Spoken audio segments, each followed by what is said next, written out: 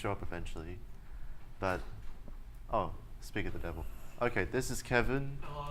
He's brought some wet wipes for No, I haven't. oh, he doesn't have the wet wipes. You know, before you turn that up. No, wait, can you start the, go through the slides on intro to competitive, Sure. and then I'll go through the first couple of questions. So try using the microphone. Does it work? Yeah. Okay. So Kevin will take. Hello, testing.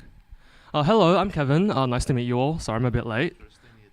Oh, yes. So yes, I'm the other director for mathematics this year with Brendan. We're gonna start with the workshop now. So arrows keys.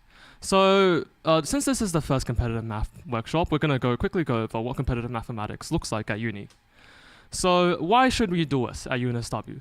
So first things first, this probably depends on what you're trying to get out of competitive mathematics, because everyone's different. But in general, there's a couple key points which I think it's good to do competitive mathematics for. So the first thing which I do it for is because I think it's very fun. Solving problems for me is genuinely enjoyable on the level of like playing video games or whatever. And that's definitely the number one reason I do it. But obviously some of you are looking for more, I don't know, quantitatively good reasons, so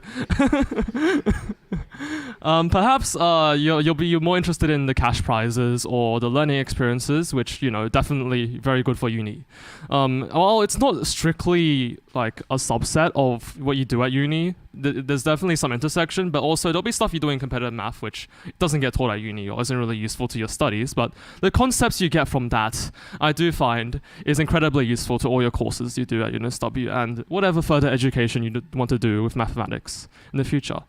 Solving real world problems, obviously, it's math. You know, math was involved to solve everyone's problems, apart from the commerce people. We don't talk about them. Our workshops is always pizza, so that's our final reason. And as, I don't know if you guys know Po Shen Lo, he's pretty famous for training the US IMO team and some other math things, but yes, he said maths is distilled thinking, which I think is a very tasteful quote. Anyways, so this is probably the only actual competition that UNSW hosts. It's called the SMMC, named after the Simon Marie guy. This is basically the main competition. It's the equivalent of the Putnam here at UNSW. And it happens in mid-October. We do run a training workshop for it every year. This is like a good opportunity to step your foot in. Companies definitely look at this because the organizers publish results on the website. And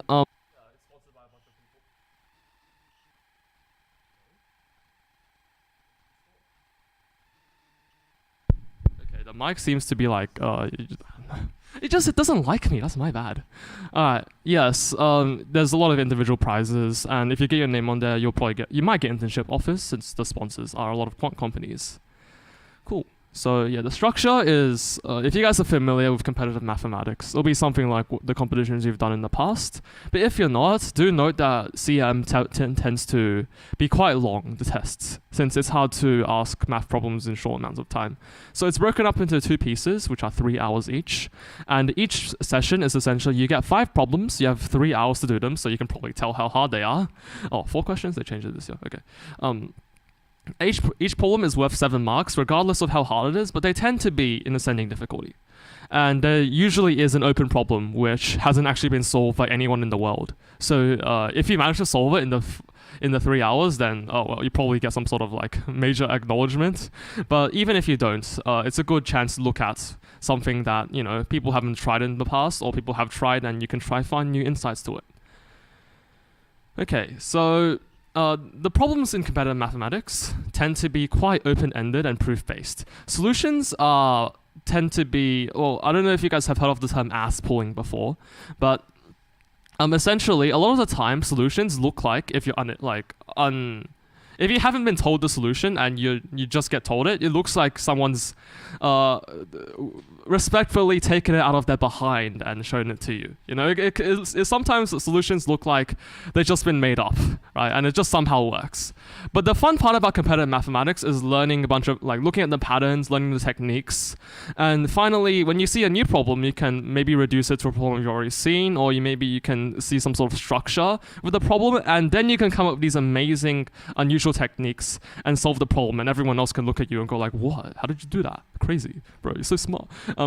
I usually do not get that though, because my friends are dicks.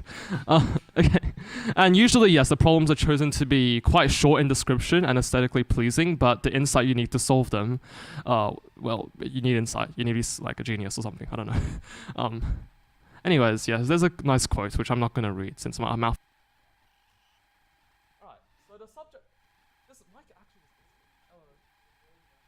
Hello? Does this work? Yes. Okay, this guy can...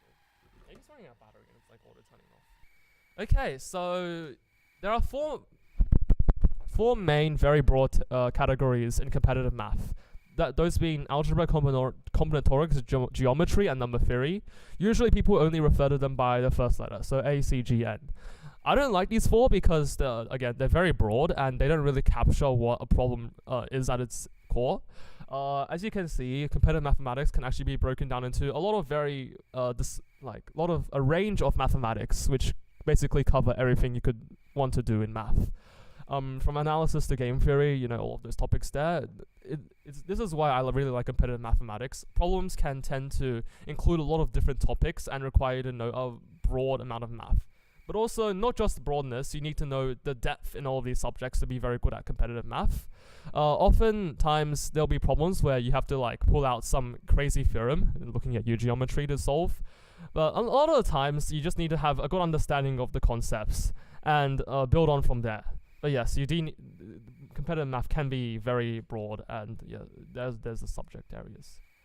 Alright, so here are some tips about learning competitive math. So problem solving in itself is a very useful topic, which I'm sure you guys all want to learn since you're actually here. Oh, good job for coming. Thanks, guys. So strategies include practicing strategically. Yes, practicing strategically. This essentially just means when you approach a problem, you don't want to just try random things and see if it works unless you're very lost. You do want... Oh, you're going to hand out the worksheets now? Yes?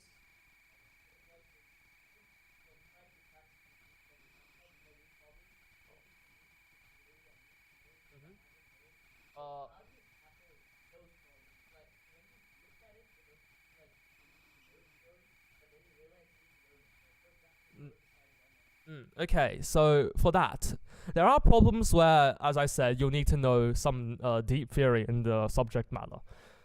These problems are not the best for beginners because typically, if you look at some question compilation online, right, they'll just be from a broad range of difficulties, and if you're a beginner, you have no idea how hard problems are just from looking at them.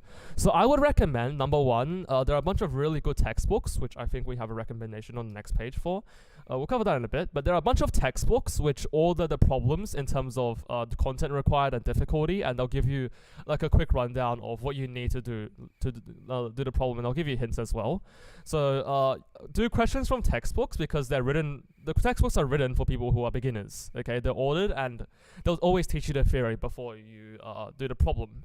And another thing is there are resources like there's a Discord server for Math Olympiad where they rank the problems in terms of difficulty. So often the easier problems won't require too much theory to do. It'll mostly just be the very fundamentals of the topic. Does that answer your question? No worries. Okay, selecting good notation. This is more for you than the marker. Markers in competitive math tend to go through a lot of hell because everyone does things differently. So they'll tend to understand whatever you throw at them unless it's like some Eldritch scroll.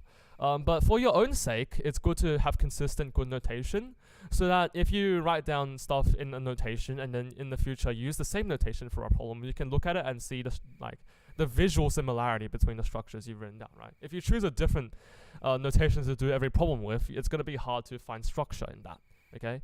Modifying the problem is essentially taking a problem and rephrasing it or restructuring the constraints or whatever to make the problem look easier. We'll have an example of this today. Working backwards is, how many of you guys did 4U here? Mathematics. Okay, some people. Don't worry if you haven't. But for those who did 4U, this is essentially like working backwards from an inequality. You assume what you're trying to prove is true, and then you work backwards from there and see what conclusions you need to reach or we can reach from that assumption. So for example, you want to prove that grass is green, and then you know that horses eat green things. So if you can prove that horses eat grass, then you can prove that grass is green. Okay, that's kind of a dumb example, but essentially when you're working from a math problem, you don't actually have to go from what you know to what you're trying to prove. You can go from what you're trying to prove backwards to a point which is equivalent to it, and then go from where you started to what you're trying to prove. Man, why is this mic so low? I have to like arch my back to talk. Sorry, guys. Any questions so far? Okay. So considering concrete examples, this is something you guys might know if you've done 108. How many of you are doing 1081 this term or have done 1081? Discrete math. Okay, some people. This is essentially proof by example. It's like an idea of that, where you find some cases for which your question is correct. So, for example, if you have a problem which... Can I write on this? I guess not. Oh, okay. Okay. So, for example, if I'm trying to prove a statement about a function which takes integer inputs, m and n, right? And I'm trying to prove that this function is, I don't know, equal to some expression in terms of m and n, right? And I have some definitions about the function, whatever. And I don't know where to start. I could first try and prove for the specific case where m and n, right? If I can try to prove this for when... How do you erase on this? Okay. There we go. Okay. We can try and prove the property is true for when n is equal to 1, okay? And maybe the proof for this, or it'll be a lot simpler because we've removed the variable, obviously, but the structure from this proof, and you'll notice I'm repeating structure a lot because competitive math, as with all, open-ended thinking, is about finding structure in the chaos, right? You can try and prove that this is true, and then maybe that will help you prove why fm2 is true. And then maybe this will let you use induction to prove everything is true. This is an example. Obviously, every example won't be like this. But yeah, that's what I mean by concrete examples. You can also try and prove that something isn't true by finding a counterexample, for example. Oh, I love saying example. All right, conjectures is essentially what we've done here. Where you choose a statement which is a reduction of what your problem is, or some other general statement which you think is useful to your problem, and you try and prove that. So, for example, again, with this function question, if I have a function f m n and I want to prove that it's equal to something, right? I can conjecture that f of m n is less than or equal to m n. If this is helpful to my problem, I can conjecture this is true. And how you would come up with this conjecture is by trying examples. You can try a bunch of combinations of m and n and see that this inequality holds, right? If we can try and prove this, then we can work backwards to get to our original statement. Okay?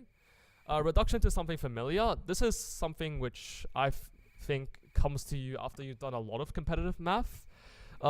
Typically, you need to have seen a lot of problems to do this technique. It's essentially where you see a problem and there's this point modifying the problem, right? You essentially modify the problem to a problem which you've seen before, or something very familiar to something you've seen before. And from there, you know the solution, so you can solve it there. And this I would not recommend, reading solutions. You should only try this after you've done the problem. This is an issue I had when I was very young, where I see a problem which I thought was insurmountable, and I just look at the solution. And yes, it does make sense, but what are you learning from that, right? Unless you're memorizing the solutions to every problem, and even then, if you memorize solutions to everything you've seen, you still can't do something you can't see unless you know how to do this, right? Reducing to something familiar. So I will not read the solutions until you've tried the problem or found or made a reasonable attempt to it. Okay, if you've already done the problem and gotten the correct solution, then it's a good idea to see the solutions to get the different insights that the problem setters had, or to verify whether you're actually correct or not. So techniques here are, well, it's just a list. I don't think we're really gonna go over these in specific. We'll have further workshops on some of these. Why is contradiction not on here? It's kind of weird that we didn't put contradiction on here, since this is the contradiction workshop. Do you want to go through these? And yes, this is the resources I was talking about. So the slides will be on our website, by the way. But one of my favorite books of all time is Problem Solving Tactics, commonly called PST. This is a very famous book written by the team who trains the Australian International Mathematics Olympiads team. And it basically covers from the introductory level to the level you need to achieve a very good score on the national competition, the Australian Math Olympiad. There are some other books there, The Art of Craft of Problem Solving, Putnam and Beyond, which is a Putnam book, and Solving Mathematical Problems by The Tao. And obviously, you can use non-book resources such as YouTube, Problem Archives, Wikipedia, and this one I would recommend. The Mathematics and Olympiad Discord server, you can just Google it, and it will show up. And this essentially has a problem archive and a lot of like-minded people who are making resources and solving problems on the daily. So if you want to interact on there, you can. If you want to be a lurker like me, you can also do that. Cool. So now we're going to move on to the actual workshop. Any questions from anyone? Okay, I'm going to go run to get some web wipes. Brandon, take it from here. He's not kidding, by the way. I'm actually going to get some. Husband pen. As you know, there will be pizza. No, we don't want your fingers getting dirty. Yeah. Okay, so I'll take you through the basic theory. There's not really much here to talk about. And then we'll jump straight into some questions. So almost done just talking about math. We're finally going to do some math, which is why you're all here, hopefully. So I asked before, you said most of you have seen proof by contradiction before. The basic scaffold of how you proceed with a proof by contradiction is placed here. You assume the statement that you want to prove.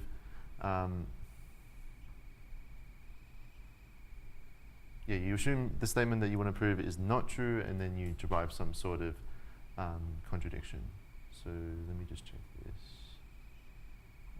So that's the formal way of writing it out. So there's a number of different steps, but of course, better to see in practice.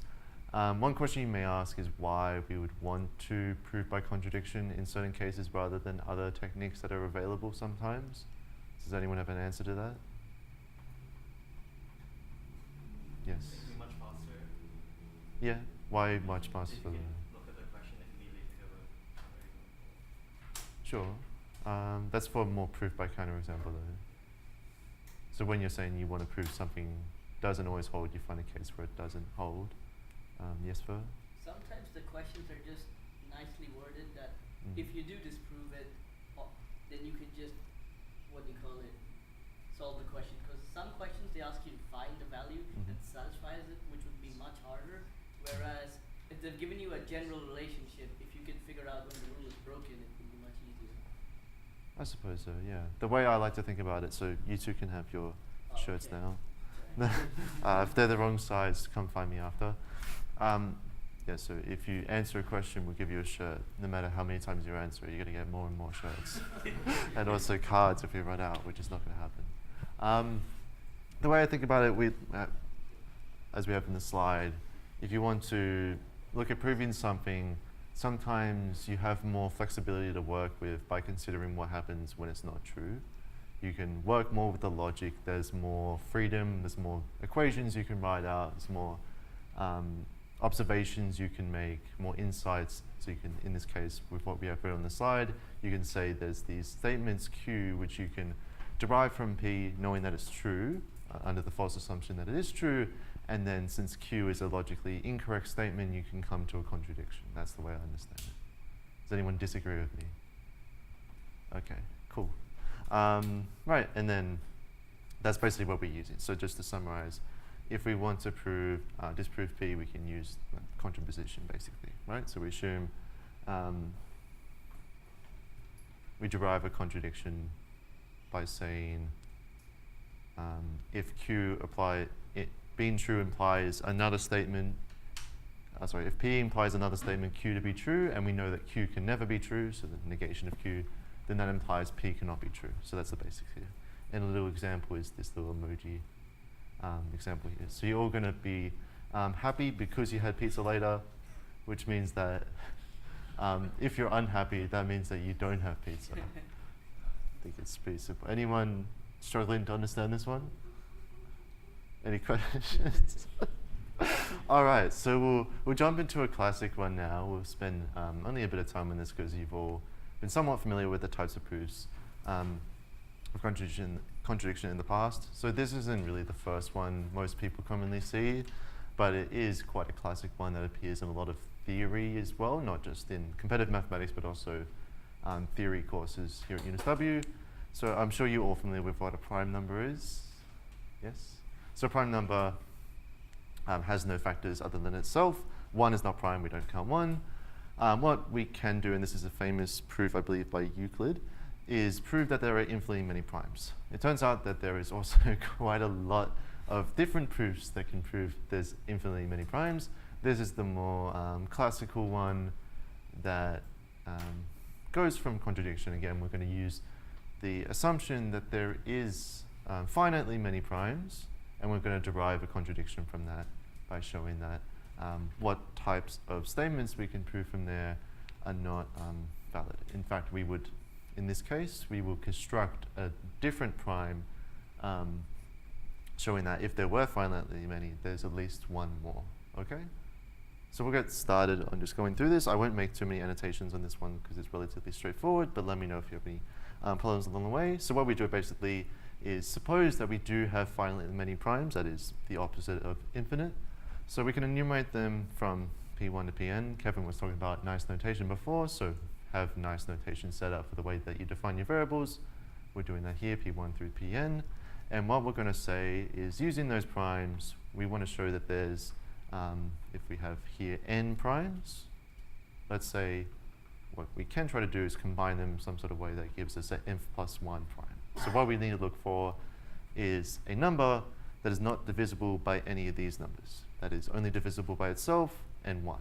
And of course can't be 1 because 1's not prime. Does anyone remember the classical construction we make? Yes, Jeff? Like P1 times P2 times all the way to Pn plus 1. Yes. Let's see how far I can throw. Okay, that was a good throw. That was a bad catch. Yes, we take the product of all these primes and add 1 to it. So we can write this like this. We can also use the little pi notation. Doesn't matter too much. Then we have this construction. We would say that if there are only finitely many primes, this number we constructed cannot be prime, so it must be composite, meaning it has a factor of at least one of these n primes that we have. So why is it that we can't have any of these n primes be a factor of this number we constructed? Yes, Oscar. I would think about this. You take on the modulus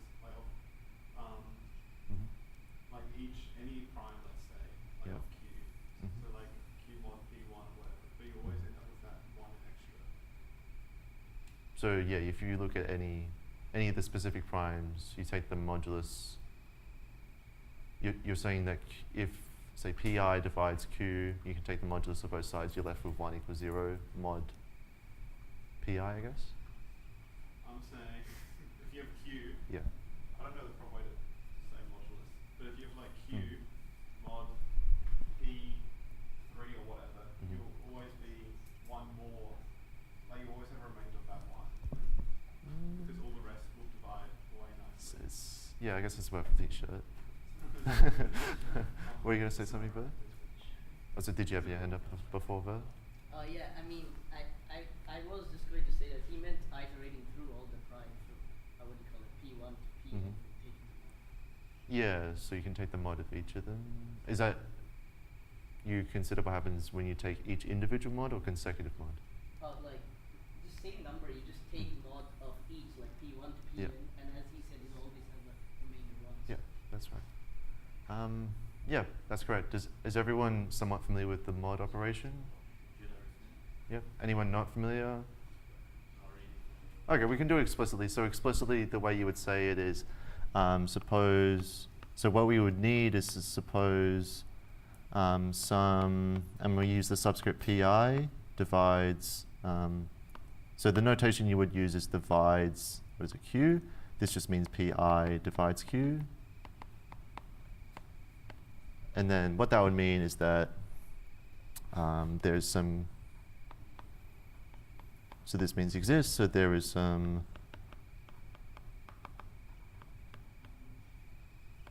k, so some integer k such that k times pi equals q. Okay, so remember we had q was this product of these n numbers, one of which was pi, so we would say q times pi is equal to some number m times pi plus 1, okay? All right, and this is where the idea of the taking the mod of pi comes in, where specifically what we have is m is equal to P1, P2, so the multiplication of all of them, so Pi minus 1, but we're just skipping Pi. Okay? So this is a formal way to do it without modular arithmetic, I guess. And then what we can say is that Pi, if you take the m Pi to the other side and factor out the Pi, we have this equals 1, okay?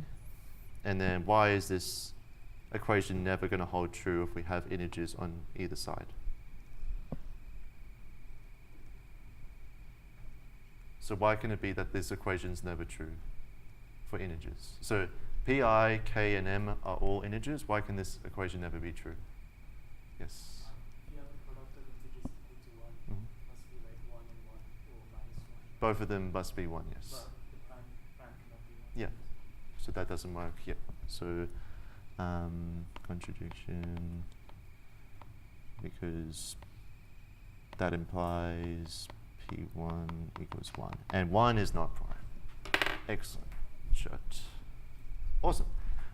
Yeah, and the other methods, so that's the way to do it without modular arithmetic, which is equivalent to saying that the way with modular arithmetic, for those of you that are familiar, we'll try to like switch between those of you that aren't too familiar and those that are, is to say that for Q, you would have Q mod Pi for any Pi, any of these, I should say probably I is between this 1 and n. We would have this equal to 0 plus 1, which means that, yeah, you have a non-zero remainder, which means that Pi does not divide. That's what the symbol means, Q. Okay? Cool. In any of the case, we showed that none of the Pi's, none of these prime numbers from 1 to n can divide Q, so we have that Q cannot be composite. Right? Any objections? Okay. Awesome sauce. All right, so for these first few problems, we'll go through it with beginners in mind, but as we move on, we'll move on to some more complicated ones as we do so, and we use more complicated techniques. But for the meantime, we'll try to keep it relatively attainable. All right, so have a read of this next one. Maybe I'll give you a couple, 30 seconds to think about it. So we have, again, similar kind of to before, n numbers, not necessarily primes this time, but just n numbers, which is what we could call a permutation of 1 to n, so a rearrangement of 1 to n. What that means is that if you look at the numbers from 1 to n, you would find each of those numbers in one of the a numbers. Okay? So an example, I guess on this here, is if we look at n equals 3, and you could have, say, a1 equals 2, a2 equals 3, and a3 equals 1 is an example of a rearrangement, a little permutation. What we want to do is show that if n is odd, so kind of similar to what this example we had here. By the way, for those of you joining online, we are just making some annotations on an iPad on a different projector, so that's why you can't understand some of the things what we're saying, but you, of course, can see on the slides. What we want to show is that this product is even. Okay? So let that settle in for a second. What maybe can we try? So the first thing you would probably want to think about is, if it's not even, what does that mean about every number in this product? It's maybe one of the first observations we would have to make. So we're starting that train of thought, right? We're trying to motivate by contradiction, what happens if it's not true? If it's not true, if we multiply these n numbers, so these n numbers being a1 minus 1, a2 minus 2, what can we say about all n of those? Yes. Yes, they all have to be odd. Okay, this might be hard to throw. Are you going to take the cards or? Oh, sure. I don't want to throw those, but you got. Yeah, if you want cards instead of the shirts, please let me know. Okay, yes. So they all have to be odd. That's our first key observation.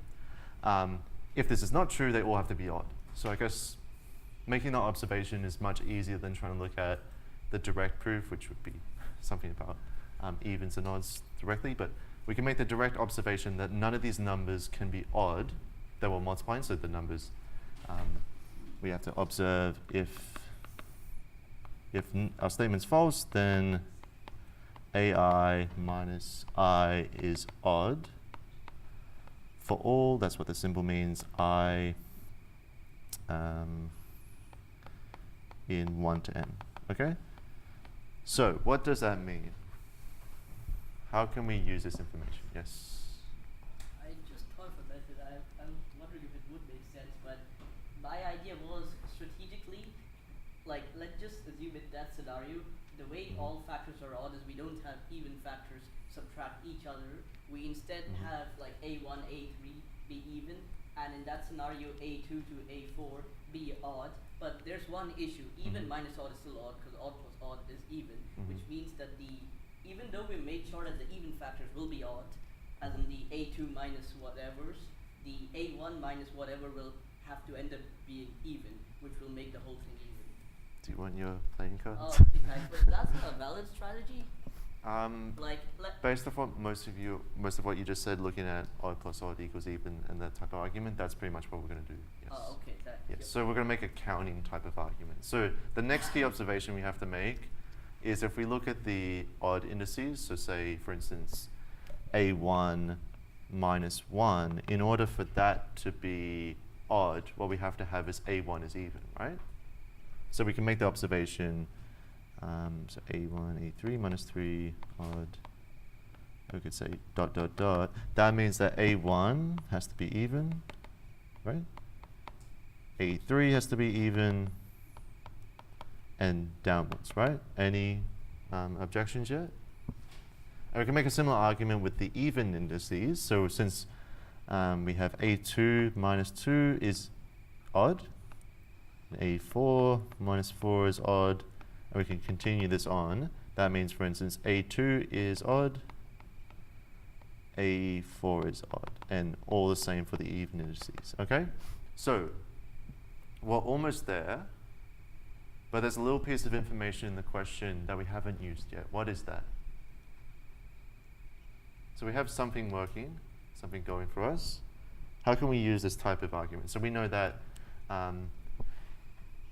of our A's, we have to have 1, 3, 5, dot, dot, dot, to the last odd number before or equal to n have to be odd, and the opposite for the, even, and the opposite for the even ones.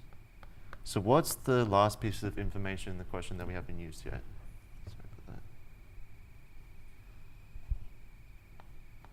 So what does the question explicitly tell us that we haven't mentioned yet?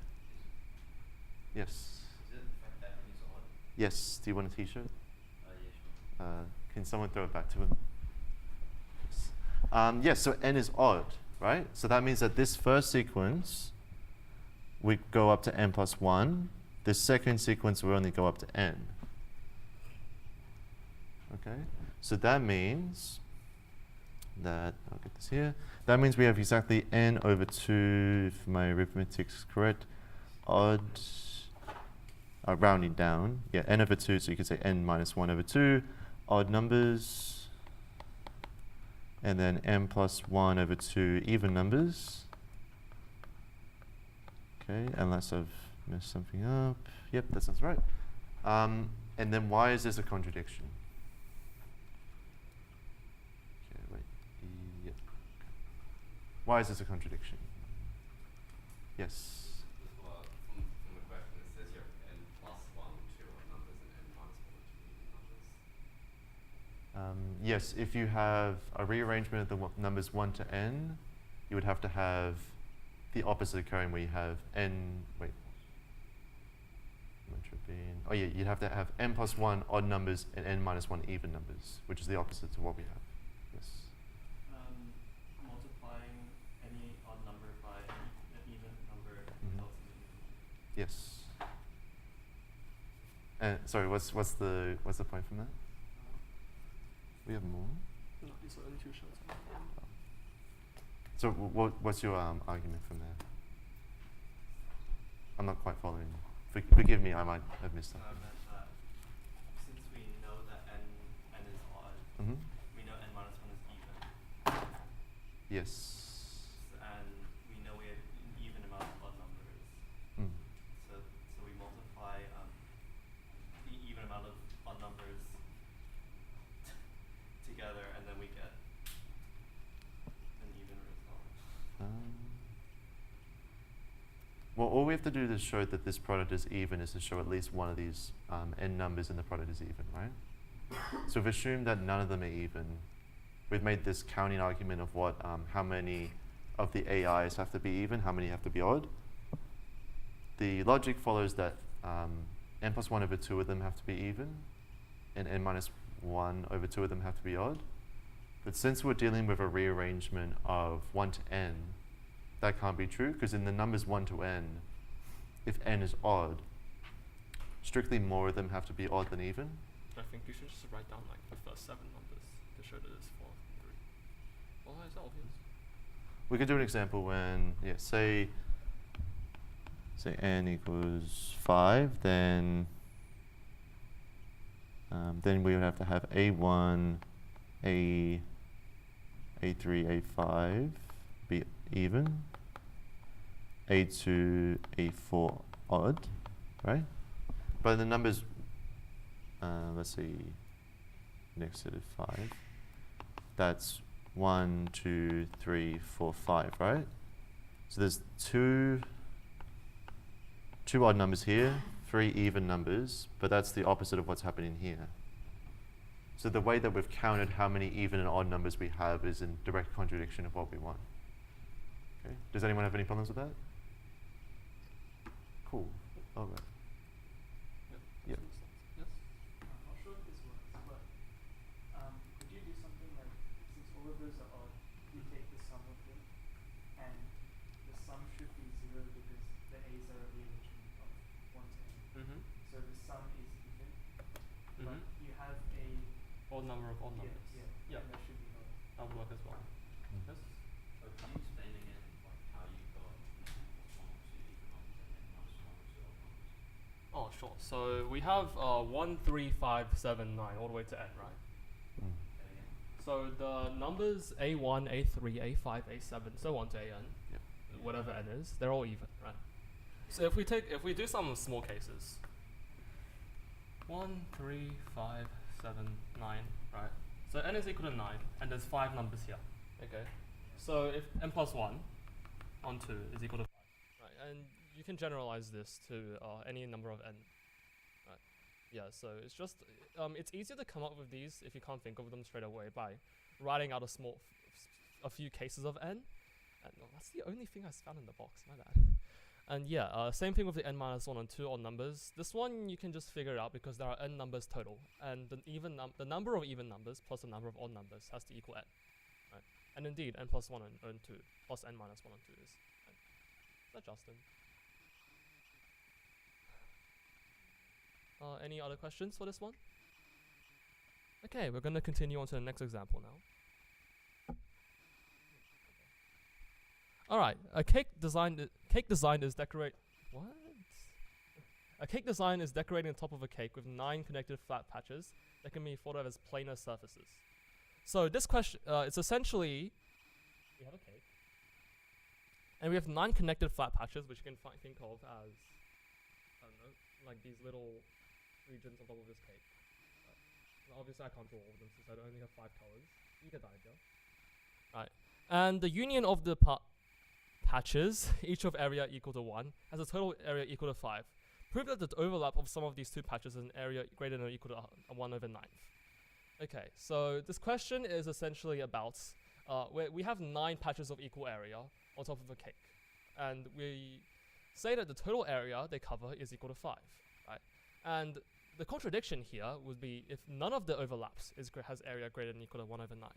So let's say that's the case, okay? So suppose that the overlap of every 2 surfaces is less than 1/9, which would mean that if we have, let's say the areas, if the overlap of every surface is less than 1/9, the first area, let's say, is 1. Right? The second area can only overlap with at most 1/9 with the first area.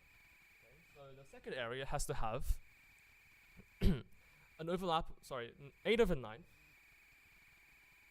not covering the first area. Does that make sense to everyone? Okay, cool. So we'll number the surfaces, right? This is S1, S2, S1, S9. And the union has surface area greater than this because the first one has 1, second one is 8/9, so we add them up. Right? The union, S1, union S2. So essentially, if this is, if we have S1 being this half, and S2 being this half, we're saying that the total area they cover, which is the area in pink, is bigger than or equal to 1 plus 8 or 9, 17 or 9. Okay, and you can do this continuously because if we look at S1 union S2 union S3, right? That is literally a U. Now, if we look at the third region, let's say we draw a third region on here, which in, I don't know, purple. And this region has area 1, and also it can only overlap with the first two surfaces, 1/9 each, right? So the maximum overlap has to be 2/9. Okay? So this thing here, right, S3,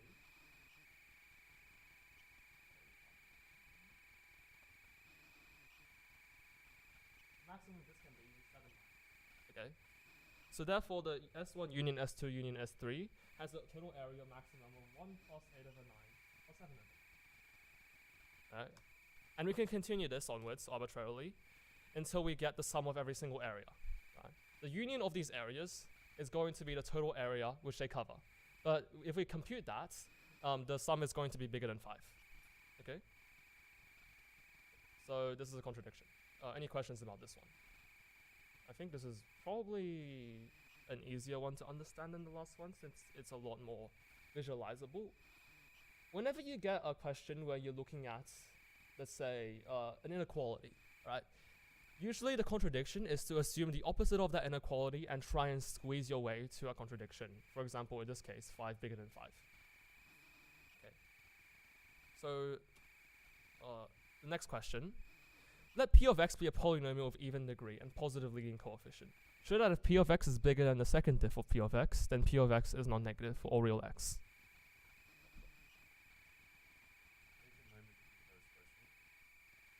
So for this one, we'll make certain obviously understand in high school. But think about trying to visualize this polynomial to look like. Given we have this restriction on it, it's going to second derivative of itself. How can we lead to a contradiction if we suppose that p of x can be negative? Okay.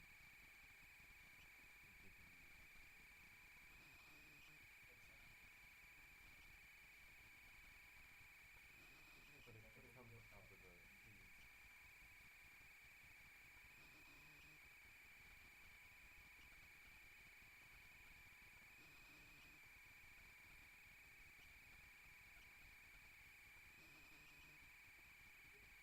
Okay, so does anyone have any ideas?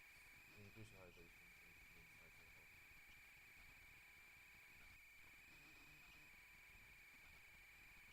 So let's try to draw it. So of course our first step would be suppose that p of x can be negative, right?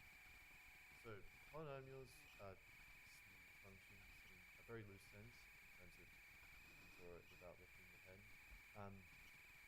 So our polynomial has even degree. So what does that mean when I have to draw it? So even degree and has positive leading coefficient.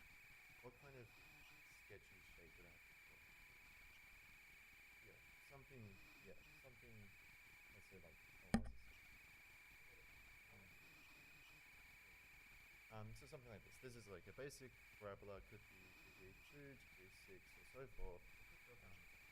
Yeah, it could curve down. So that's example. And what we're supposing is that if it crosses the x-axis like this, there's this point down here. It could be points, these different points that are below the x-axis.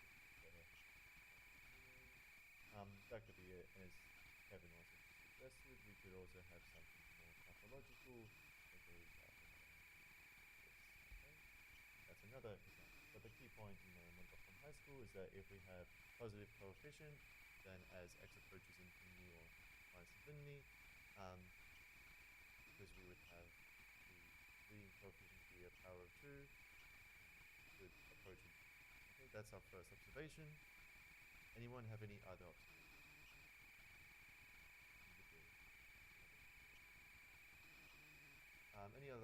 So again, we're going to suppose that there exists a point, let's say any point down here that is below the y-axis. What can we try to do? Should we just choose any point? So example, in say this function, should we just choose any point that is below the x-axis and try to deal with that, or should we try to choose it further? So this is a common proof technique where it's trying to prove constructively or inductively, where if you're trying to look at something that exists, you want to pick a clever thing. Maybe maximum, maybe minimum, maybe the greatest of the concept, or, perfect, and that is something yeah, the slope is 0. So a local mean, you say? My bad. That's why I really didn't want to throw it. So could we choose here, we could choose here or here, for instance. Those are like nice places to look at, right? Yeah, so, and we might as well maybe just choose the lowest one of all of them. I don't remember the next one.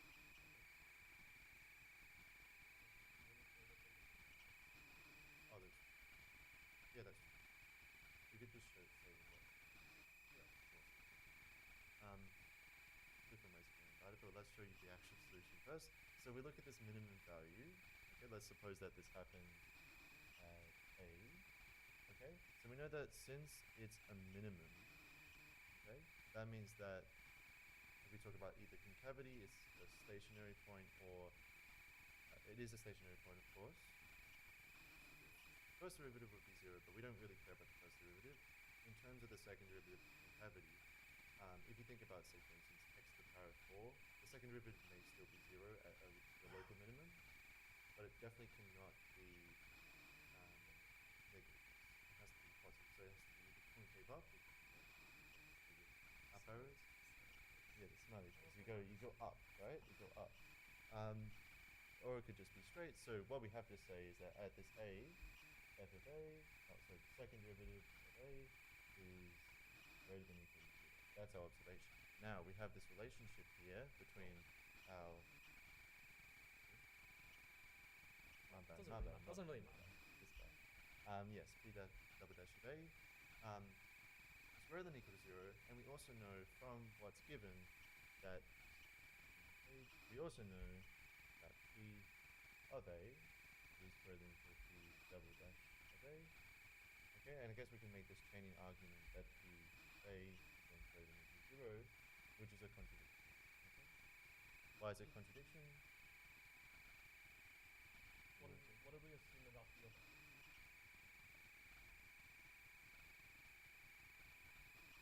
Yeah. Well, and particularly we assumed it was the minimum or a minimum.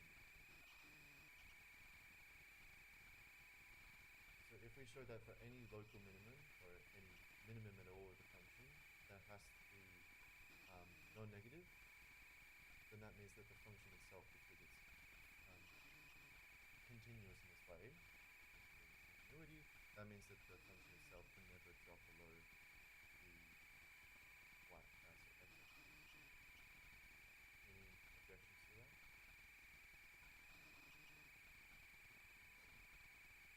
Yeah.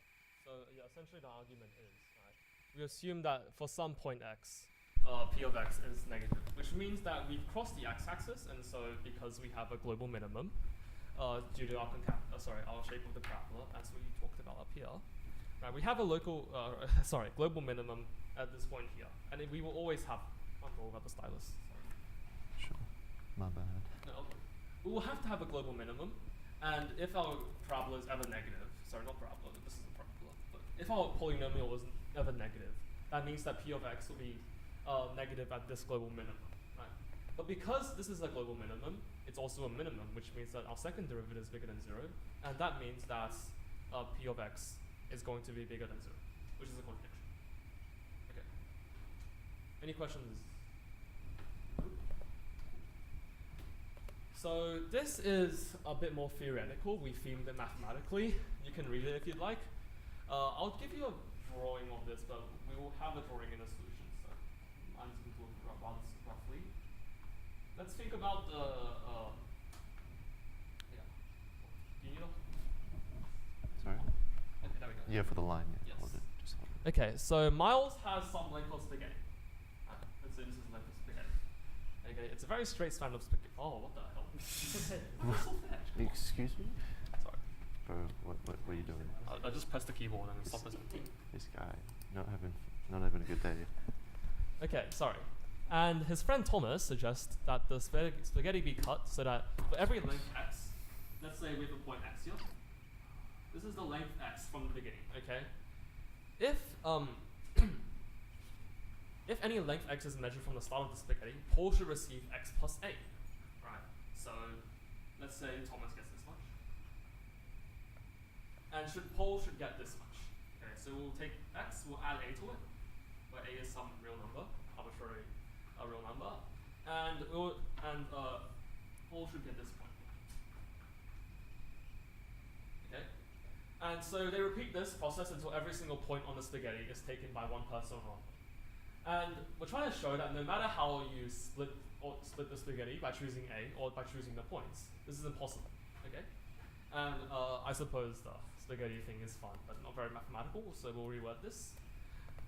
Suppose that for show that for there does not exist any real numbers such that there cannot be sets B equals to A plus A for some real number A. So going by our spaghetti example, our set A would be the spaghetti that Paul receives, and our set B would B would be the set Paul receives. A is the set that Thomas receives. And if we draw the unit interval, we draw the unit interval. Set A would be some of these points here. Uncountably many of these, but they exist. And set B would be set A shifted along by A. So you can imagine that as like these points here. But every single point we have, we shift it up by A. Okay, you might not be familiar with this adding a set to another set notation, but this is essentially just B is the set of x plus A when x is in A. So we've just added A to every element in B. Sorry, A. Okay, any questions with the premise of the problem? Okay, so no, I guess we can. I don't know, button. Oh, there's a button. There is a button to undo. There is a button. Technology, huh? Right. So obviously this is a contradiction workshop. We're going to assume the contradiction. Suppose we can partition the interval like this. All right. Now we're going to study some specific intervals. Obviously we're going. Sorry, this is not obvious. But because A and B are arbitrary sets, right? If we look at our position earlier, if blue is A and pink is B, right? If A is negative, we can just go reverse. Right? So this would be negative A downwards. So since any partition would work if A and B did exist and A was negative, we could also if A was positive. Does that make sense? We could just swap their roles essentially. Okay. Oh, sorry, I should show you guys that. So, does anyone have any ideas as to how we can construct a counterexample in this case to show a contradiction? I'll give you guys maybe 20 seconds for that. If anyone has any insights, let me know.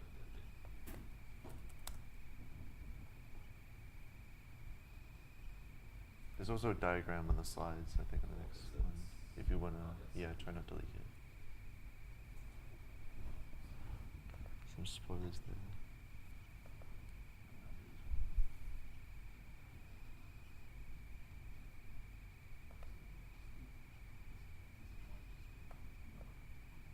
Oh, disjoint means that the intersection is 0. So The empty set. yeah, it means that there is no point which is both in A and B.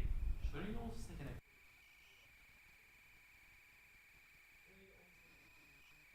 You said the same thing in the same speed twice.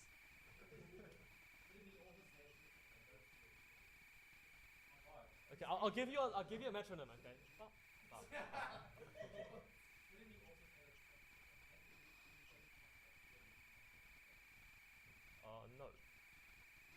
No. We have a magical dicer which can cut your spaghetti infinitely. Look, like the food theme was not developed until very recently.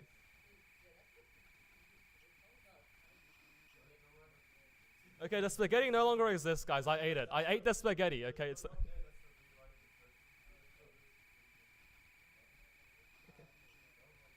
All right, time's up. Anyone have any ideas on how we can start with this? Okay. So clearly, because we've split the set into two sets, right, and the set is not empty, the interval at 0, 1 obviously contains real numbers. There has to be some minimum in one of our sets. Okay, in fact, there has to be at least one real number in one of our sets. So because, I should say that. Because there is some number in our set A and B is A plus.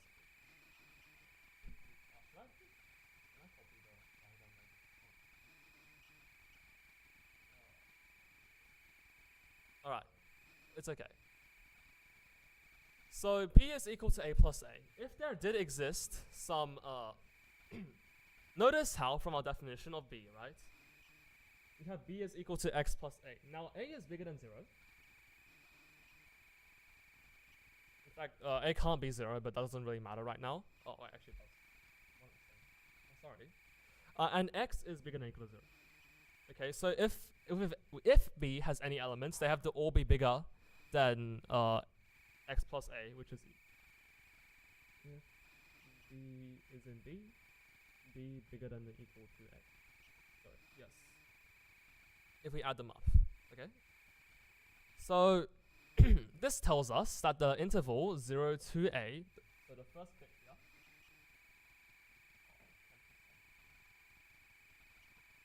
First bit here has to be in the set A, okay?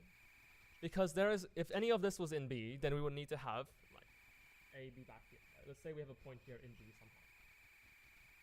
Then we have to go back A, and this point here would be in A. But that's impossible because this is outside of the interval. Right? So this bit is in A. What does this tell us about? Can anyone tell me if we now know an interval that's in B? So this is the formal argument. Does anyone know if we have this first bit in set A, what part of this interval would have to be in set B? Well, yes, but that's going a bit fast, Justin. Okay, what about this bit here? It's okay, it's okay. We still love you, Justin. What about this bit here? Let's say this is from 0 to A, and now this is 2A. What would this interval have to be in, by our definition? Anyone? Okay, well, the first interval is all in the set A, right? Yeah, it has to be in B, because B, by definition, is everything in A shifted right by lowercase a.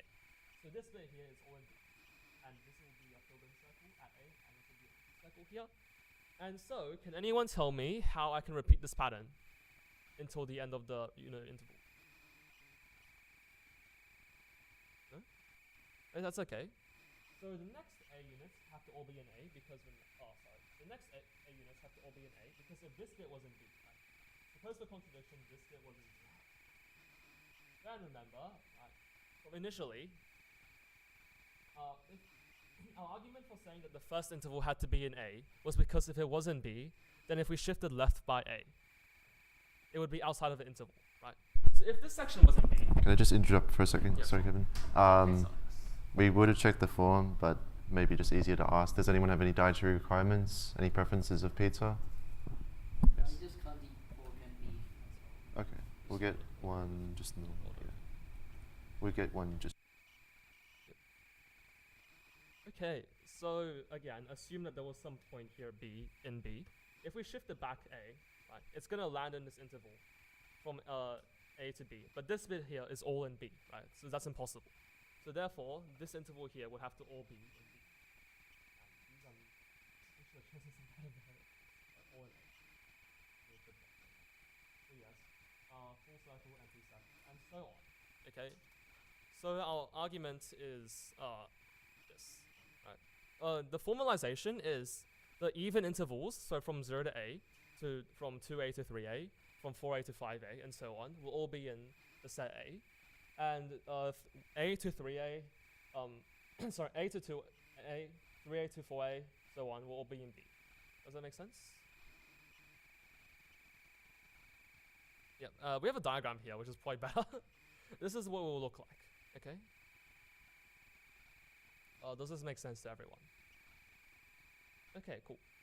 So now, notice we've filled in every single number except for the number at the end, 1, right? This we're gonna look at the number 1.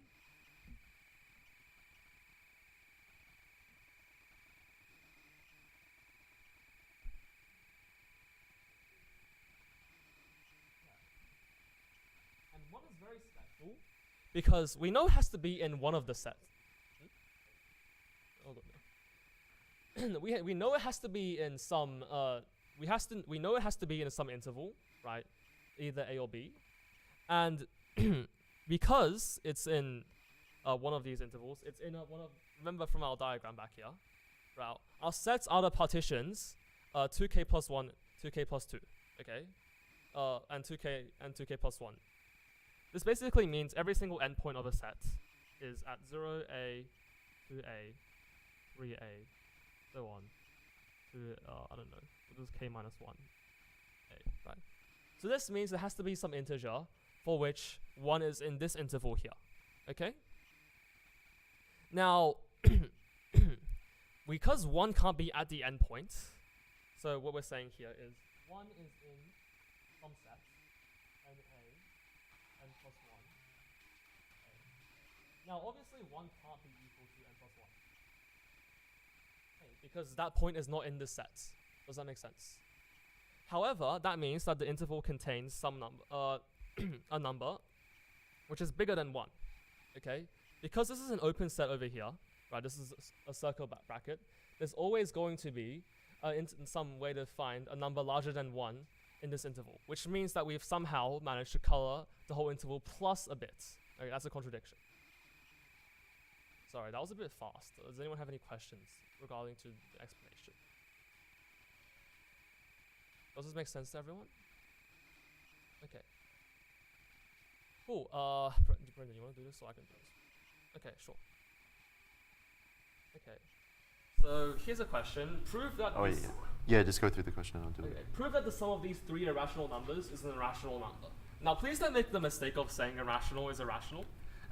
Irrational plus irrational is irrational. A lot of people do this, where like, I don't know, A plus B, where A and B are irrational. They look at this and go, well, if I have a rational number plus a rational number, it's irrational because the rationals are closed, right? But the irrationals do not satisfy this property. Okay. Yeah, the counterexample for that is, for example, like pi minus 67 plus pi and 67 minus pi. Pi minus. Okay. Yeah, let's write that down. Yeah. No, wait, hold on. You get it now. 37.5 plus pi plus no. He's cooking. Minus pi, right? You're gonna see the vision in a second. Yeah. Okay. I think it was the obsession with That's why he's my favorite director. That's cool. Oh, sorry, Oscar. Well, I'm also his least favorite director because there's only 2 of them, so you know. No, what about all the directors? Oh, you meant like, okay. Anyways.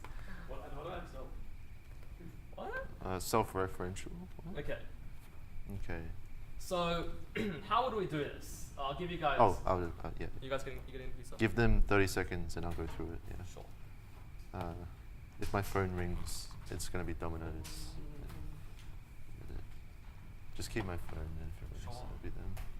My phone is so Rate your experience 10 out of 10. Okay. This is the second last question, right? Yes. Yeah, so we still have time. Yeah, so the pizza should arrive sometime at the end. I don't know how to. The last question was that long one. Oh, okay. That's the estimated delivery time. What's the last one? Last one is that long one that you're going to do, which is the.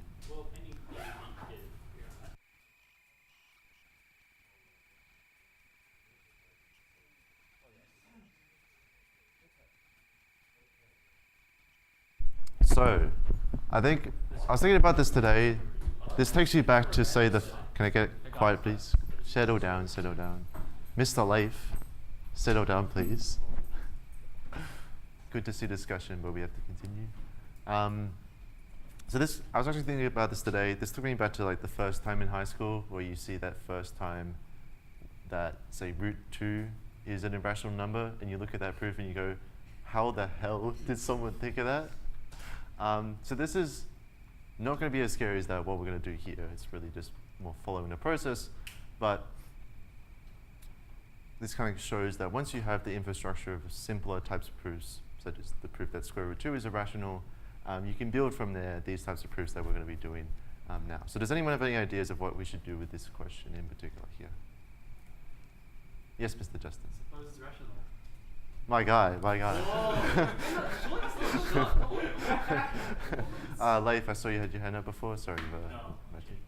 Oh, good answer. Yes, Ver.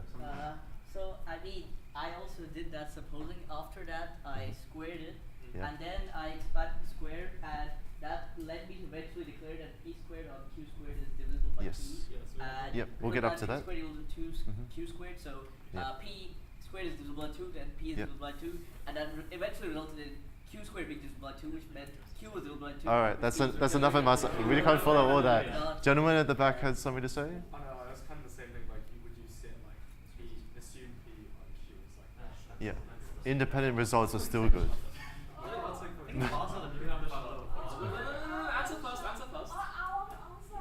Yeah, you want to answer? What's your answer?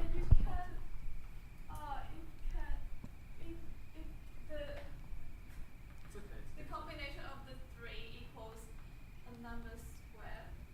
Uh-huh. That's rational. It's rational, and it can't be like that.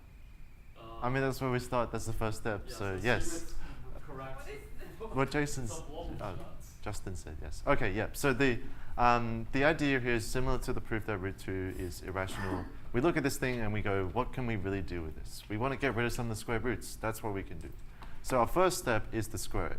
So since I don't want to do that manually, let's suppose, as Justin elegantly said, suppose it's rational. And then we square both sides and we end up with this expression, okay? So from here you have r as a quadratic and you may not be too sure what to do with it. So what can we think about what we have to do? So let's think about which parts. Do not solve the quadratic. If you solve the quadratic, you're going to get r is equal to root 2 plus root 3 plus root 5. Yes, not going to help you much. So the idea here is let's look at which parts of this equation is rational and which parts of the equation are not rational. So 5 is rational. Let's keep it on the left-hand side. R squared is rational because we know that r is rational. We also know this other 5 is also rational. I guess we can eliminate these two. That doesn't really matter. But then what we can also say, what we have to say is that we kind of intuitively know that root 6 is not rational, so we kind of move it to the other side. And we're still left with the negative 2 root 5. So what we're focusing on then is this part, minus 2 root 6, okay? So if we simplify, we have r squared over 2. So this part is rational, is equal to r root 5 plus root 6, okay? Unless I've muddled something up. And what we have reduced the problem now down to, since the left-hand side is a bit annoying, but the key takeaway from it is that it's rational. So we can get a contradiction by showing that this here is not rational, which intuitively makes sense, right? Because if r is any rational number, this kind of linear combination over rationals is not going to be rational, if that makes any sense at all. Yeah? But yeah, the idea then is to do the kind of same trick again that we started off with originally. Suppose that this is rational. Say it's, what letter did I use?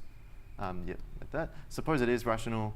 We can square it again. So squaring, because we want to get rid of the square roots. And we're going to do the same thing again. So now we only have one square root. So we went from 3 square roots to 2 square roots to 1 square root. Can anyone guess what we're going to do next?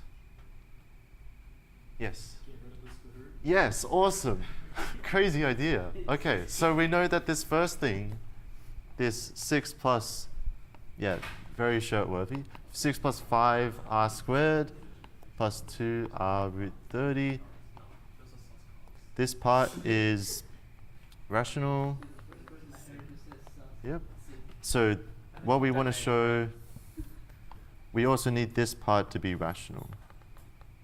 Okay, so we want to show that 2r root 30 is rational, but since we already know this part is rational, we want to show also that this part is rational. Okay, you can make the simplifying statement that it reduces down to showing the square root 30 is rational. So we have that on the next slide. We must have square root 30 is rational. And this is really just the same as the classical proof that square root 2 is, well, the contradiction. Assuming square root 2 is rational, you derive the same contradiction as we're going to do here.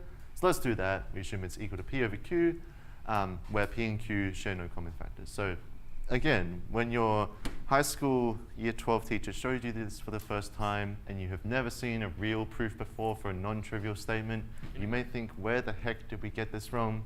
But reflecting on back, the reason why we want to do this is because when you square, you can think about how kind of the factors replicate themselves. So that's what we're going to do here. We're going to make the... They call me already? No.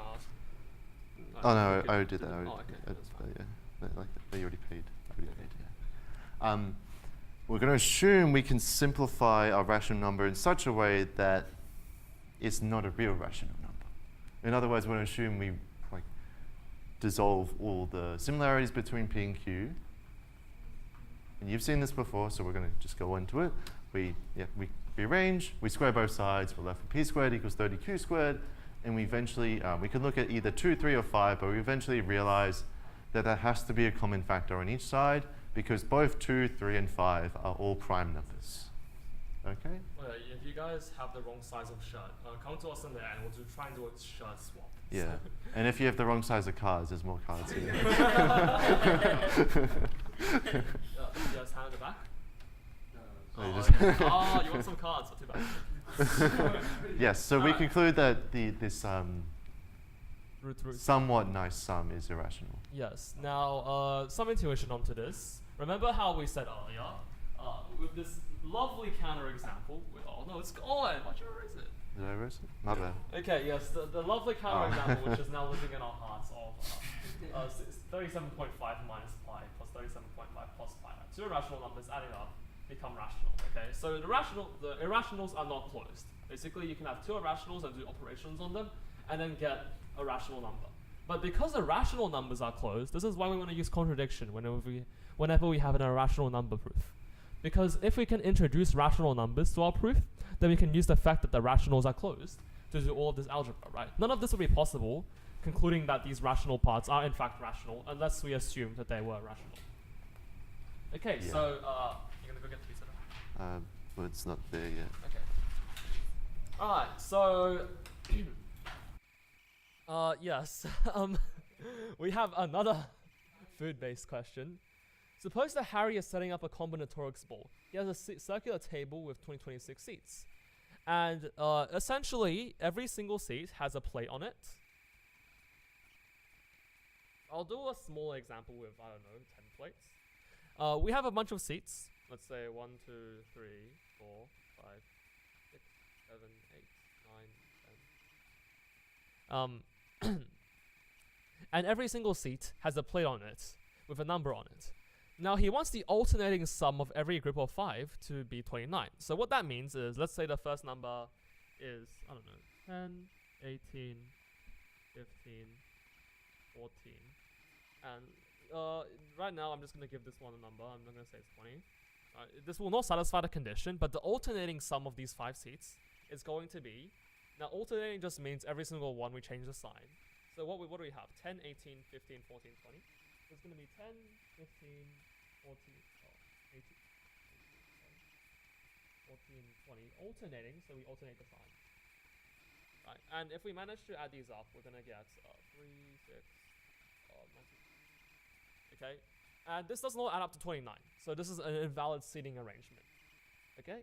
So we want to find all the ways that Harry can arrange these numbers to make the seating arrangement valid. So we want them to be 29, which means if we change this one to 30, and this one's now a 30, this is now 29, right? So these 5 seats would satisfy the arrangement. Come on, go away. Okay.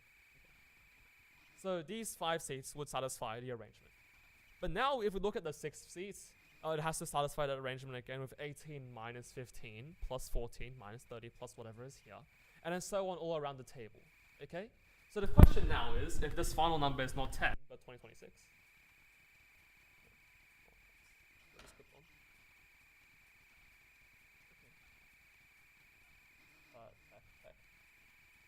So tech.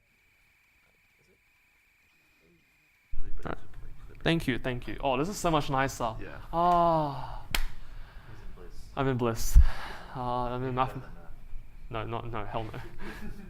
All right, so the question is, this is the non-math question version. We call a 5-tuple of integers edible if you can label the integers a, b, c, d, e in some way, such that a minus b plus c minus d plus e is 29. So that's the alternating sum I was talking about. And we have 2026 numbers around the table, such that we want to figure out all the ways to do that, such that every 5-tuple is edible. So they satisfy this alternating sum arrangement. Okay? So for this question, I would try and find one example which works. I'll give you guys 30 seconds to try and find one way to arrange the number. Yes? I have a question. Since it says consecutive numbers, we can assume no numbers are repeated, right? No.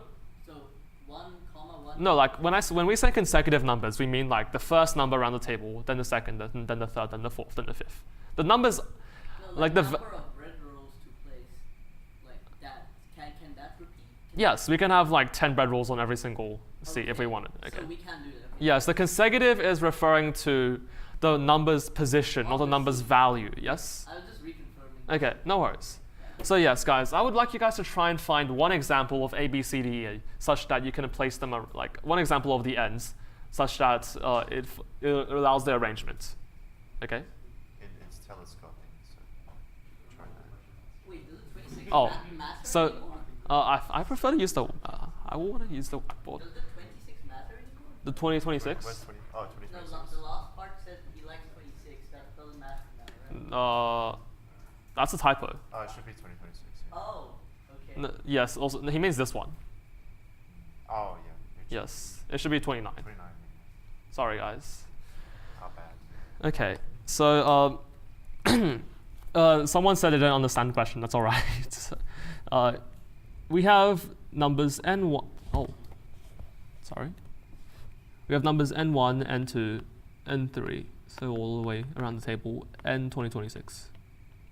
Okay, I will do the n4, n5 just for clarity. And what the question is saying is n1, n2, n3, n4, n5 is what we call a 5-tuple. That means that it's a pair of 5, well, not pair, a tuple of 5 numbers. Okay? Ordered collection of 5 numbers. A collection, yes.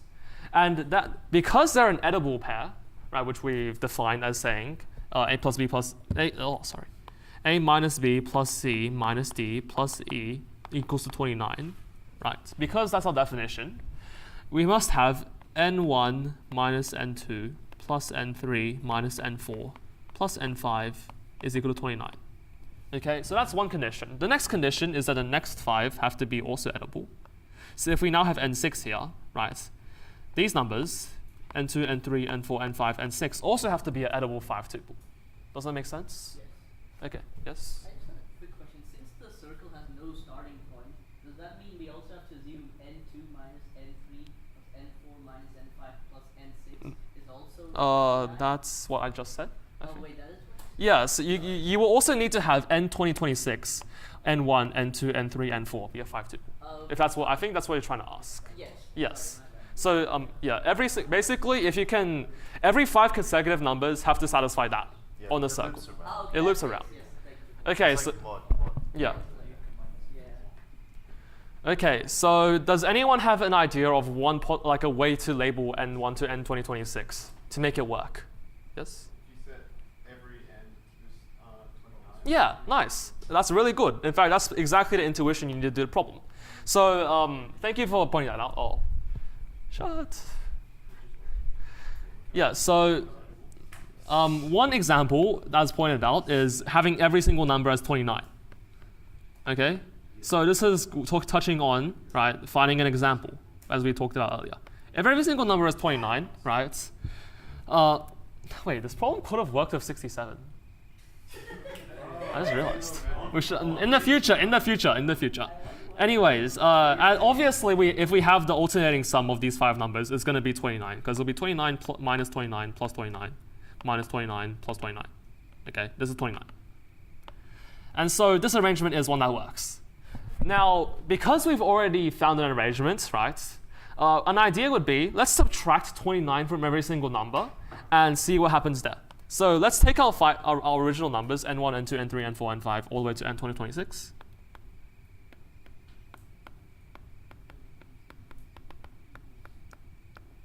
And let's subtract 29 from every single one of them. So let's consider minusing 29. And the reason I'm doing this is, as pointed out, right, a circle of all 29 works. So this reduces this working arrangement to a circle of all zeros, right? And or circle of all zeros is nice because then we had 0. 0 is a nice number, obviously, but also we can start exploiting symmetries because 29, like 30 and 28, while they are 1 away from 29, it's not really symmetric. But if we have 0, these numbers will be turned into -1 and 1, right? And that's the sort of intuition that I want to use to solve this problem. So again, minus 29. And notice, right, if our original numbers, n1, n2, n3, n4, n5, if this is an edible 5 tuple, we have n1 minus n2 plus n3 minus n4 plus n5. That's 5n. n5 is equal to 29. If we subtract 29 for each of these, we're going to have n1 minus 29 minus n2 minus 29, blah, blah, blah, equals 29. And this will simplify down to n1 minus n2 plus n3 minus n4 plus n5 is equal to 0. So these are the numbers just subtracted, okay? So yeah, the condition becomes every single 5 tuple has to sum to 0, which is a lot nicer.